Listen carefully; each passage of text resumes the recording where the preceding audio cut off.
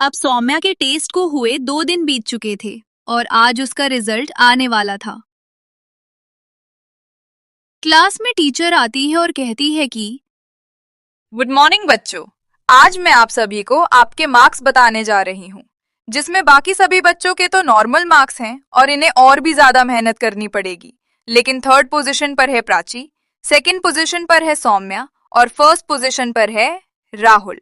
अब जिनके normal marks आए हैं उनको तो मेहनत करनी ही करनी है, साथ ही साथ जिनके अच्छे मार्क्स आए हैं उन्हें भी रुकना नहीं है, मेहनत करते रहना है, क्योंकि अब आपके पास फाइनल एग्जाम्स के लिए बस 1 हफ्ता ही बचा है, इसलिए मेहनत करते रहना। इतना कहकर टीचर क्लास से बाहर चली जाती है। अब सौम्या अपना नाम सेकंड पोजीशन पर और मोहित का नाम फर्स्ट पोजीशन पर सुनकर उदास हो जाती है। अब सौम्या का पढ़ाई में बिल्कुल भी मन नहीं लग रहा था। पहले वो लंच टाइम में भी खाना खाकर पढ़ाई करने बैठ जाती थी, लेकिन आज वो बिना कुछ खाए स्कूल के ग्राउंड में अकेले ही बैठी है और सोच रही है, इतनी मेहनत करने के बावजूद भी मेरे मोहित से कम मार्क्स क्यों आए? फिर सौम्या की नजर पास ही बैठी एक चिड़िया पर पड़ती है। इस चिड़िया को देखकर सौम्या को उस चिड़िया की याद आ जाती है जो उसके सपने में आई थी। तभी वहां एक एक करके और चिड़िया आने लगती है और सौम्या बस उन्हें देखे ही जा रही थी। तभी उसे महसूस होता है कि जैसे उसके पास वो चिड़िया जो उसके सपने में आई थी और कह रही है कि सौम्या, अभी तुमने देखा ना, जब एक चिड़िया अकेले बैठी अपना पेट भरने के लिए दाना चुके जा रही थी और दूसरी चिड़िया की आने के बावजूद भी उसे कोई फर्क नहीं पड़ रहा था, तो तुम्हें क्यों फर्क पड़ रहा है? तुम्हें भी दूसरों की कामयाबी से फर्क नहीं पड़ना चाहिए।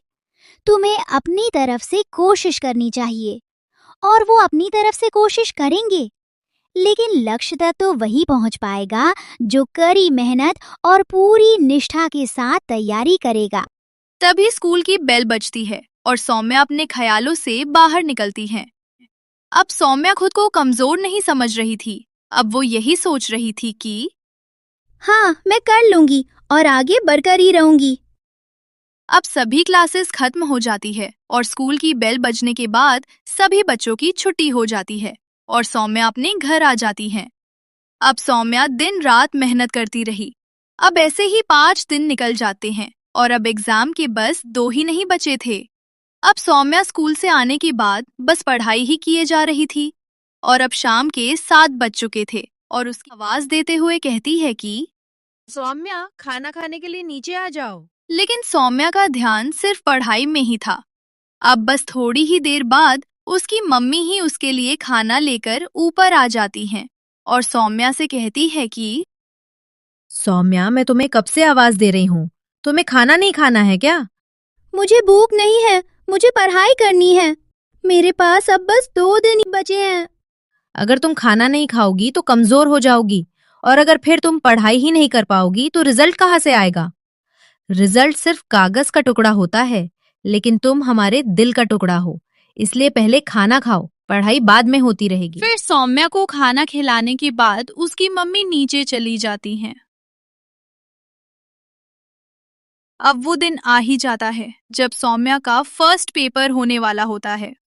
सभी बच्चों का ध्यान अपने अपने पेपर पर ही था, लेकिन मोहित का ध्यान कभी पेपर पर था तो कभी सौम्या की ओर। अब ऐसे ही उनके एग्जाम्स खत्म हो जाते हैं और अब बस इंतजार था रिजल्ट आने का। मम्मी पापा, मैं फर्स्ट आ गई। मैं मोहित से आगे निकल गई। मैंने कर दिखाया।